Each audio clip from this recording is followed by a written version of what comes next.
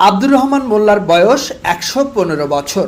বাড়ি নাটোরের বড়াইগ্রাম উপজেলার নগর ইউনিয়নের বড়দেহা গ্রামে।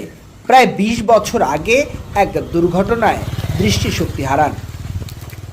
এর ৬ বছর পর বড় ছেলেকে সঙ্গে নিয়ে পবিত্র হজ পালন করেন। দেশে ফিরে নিজ গ্রামে ৫% জমির উপর তৈরি করেন একটি পাকা মসজিদ। মসজিদের নামেই তিনি জমিটি রেজিস্ট্রি করে দেন। এরপর নিজেই সেই মসজিদের মুয়াজ্জিন হিসেবে দায়িত্ব পালন শুরু করেন। কিন্তু জটিলতা দেখা দেয় মসজিদে আসা যাওয়া নিয়ে।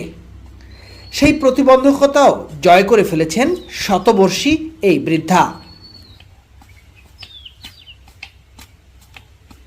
এজন্য বাড়ি থেকে মসজিদ পর্যন্ত টেনে নিয়েছেন দড়ি ও বাঁশ। এরপর দড়ি আর বাঁশের সাহায্যে নিয়মিত মসজিদে যাচ্ছেন।